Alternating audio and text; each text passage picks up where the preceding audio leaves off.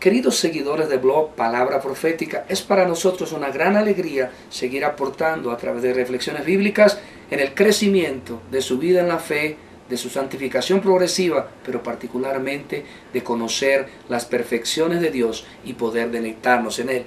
En esta ocasión quisiera que reflexionáramos por unos minutos en un pensamiento paulino. En 1 Corintios capítulo 4, verso 6, el apóstol Pablo dice a los corintios: por esto, hermanos, lo he presentado como ejemplo en mí y en Apolos, por amor de vosotros, para que nosotros aprendáis a no pensar más de lo que está escrito.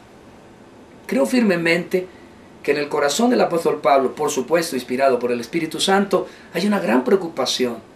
Quizá debiéramos recordar que cuando escribe la carta a los romanos, él nos dice que la humanidad en general, depravada por su pecado, se envaneció en sus razonamientos.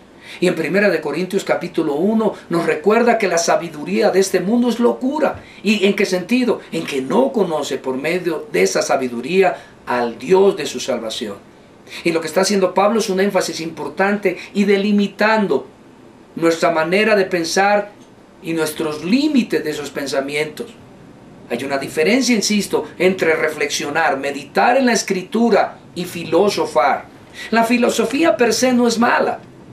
Es necesario pensar las razones de este mundo, de dónde viene y para dónde va, pero en el contexto de la Escritura.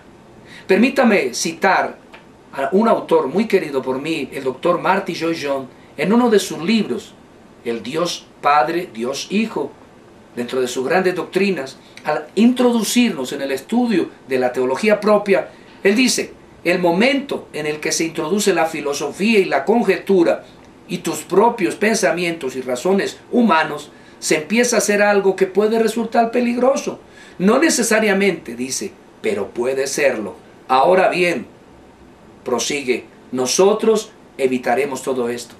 Creo que este pasaje de Pablo a los Corintios está insistiendo que el límite de nuestra fe, de nuestra manera de pensar, debe estar enmarcado por los límites de la Escritura. Como dijo un predicador en el pasado: predicaré donde la predicación está basada en la Escritura. Es decir, hablaré cuando la Escritura habla y callaré cuando la Escritura calla. Permítame recordar lo que dice en Deuteronomio capítulo 29, verso 29. Las cosas secretas pertenecen a Jehová nuestro Dios, mas las reveladas son para nosotros y para nuestros hijos para siempre, para que cumplamos todas las palabras de esta ley.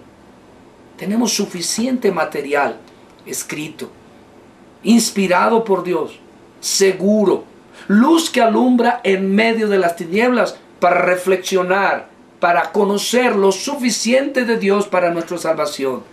No que la Escritura tenga y contenga todo lo de Dios y nos dé a conocer en la plenitud eterna de Dios, pero nos da a conocer las perfecciones de Dios suficientes, en la medida suficiente para que podamos caminar seguros en esta tierra y esperar con fe, con certidumbre, el regreso de Cristo.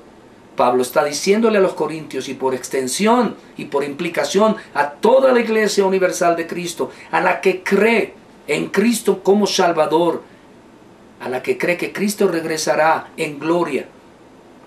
A esa iglesia le dice: pónganse como límite solo meditar, solo ver el universo, solo ver el mundo, solo ver la vida cristiana, solo ver el entorno de un mundo que cada día está en mayor tinieblas, a la luz de la santa palabra de Dios.